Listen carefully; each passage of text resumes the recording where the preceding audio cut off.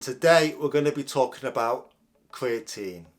Now there's a big misconception with creatine. Now the reason I'm making this is just the other day I walked into my local shop and the guy behind the till was asking me for some advice and stuff like that, and I mentioned creatine to him and he gave me like this funny look, like, creatine, like, is that legal? So I had to explain to him that you can buy it in your basic stores, your supermarkets, supplement stores. So I first started taking this in 2009 when I first got into my fitness. Now they do say there is something called a loading phase where you take a lot of doses in the first week, and this is supposed to saturate the muscles with creatine, or you can take it at a much lower dose and spread it over the course of 28 days.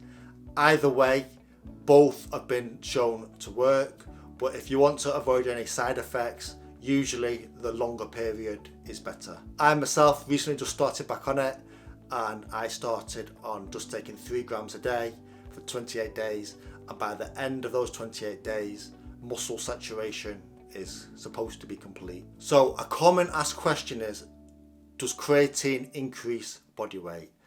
And the answer is yes. Creatine does increase your overall weight, but this comes in the form of water weight. Now here's the thing what I'm going to share with you.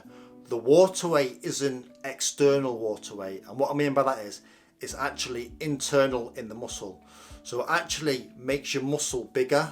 It fills it out like a water balloon, makes your muscles look fuller, which is a good thing. Creatine is mainly supposed to help with strength training. So if you go to the gym or lift weights, it's going to help you get an extra 1 to 2 reps out in your workouts.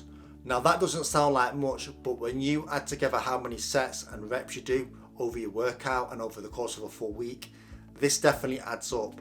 And what this does is it helps to build muscle. And as we know, muscle mass can help in making you look better, feel better. It's also going to help you burn additional calories during your workout, because these extra 1 to 2 reps every set are going to add up over time.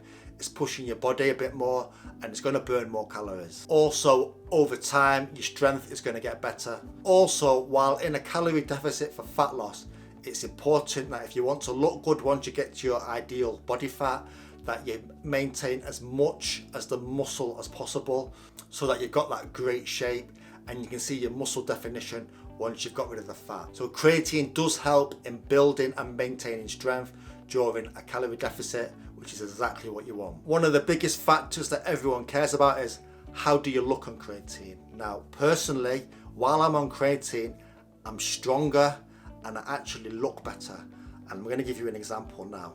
So I'm recently just loading back onto creatine after taking a bit of a break. Now what I found was, when I stopped taking creatine, the additional water within my muscle tissue, it depletes. And what it does is it makes me look a smaller version of myself. So what I find personally is that my shoulders go smaller, my arms go smaller, my chest goes smaller, and it's definitely noticeable that I'm a smaller version of myself and I'm not as strong.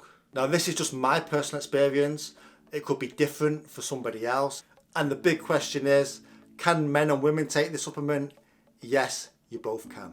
So any supplement which actually does work and can help you increase muscle mass and burn more calories in your working out and make you actually look better by changing your body shape, this does have an effect on weight loss or perceived weight loss by your appearance. My verdict is on this: yes, it does work. Now there's all different forms of creatine, and the main ones are creatine monohydrate, just the plain powder.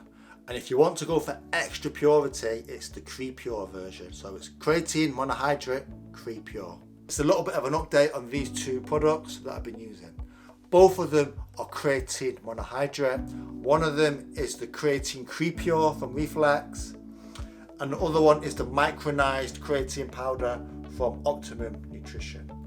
Now basically, the review I'm going to give you now is at the moment purely an aesthetic review, and it's something that I've noticed, and I'm going to share with you right now how I'll come about noticing this. Now I usually buy the same products once I've finished, because once I've got a brand which I know my body likes and I see results, I generally stick with that same brand. So what happened a few months ago was, the creatine Crepure run out, And no matter where I went to on the internet, I couldn't find it. Even if they've not got this branding right now, I'll buy a different brand, and when it comes back in stock, I'll rebuy it again. So I ended up buying the micronized creatine from Optimum. So I was taking this for a few weeks, and I noticed something very strange happening in how I looked and the scales. Now, I've been dieting myself in a calorie deficit for the last few months at this point. And what happened was, after about a week or two of taking Optimum Nutrition, I noticed something. My body was looking a lot slender. It was looking more athletic. It was looking tighter around the waist and the abs. And when I stood on the scales, I'd had an unusual drop in weight. Now, yes, I am in a calorie deficit at this point, but I felt this wasn't related necessarily to what I was doing, because I'd been doing this for months and months and months, and this drop seemed a little bit strange. So naturally, in my mind, I was thinking, that's strange.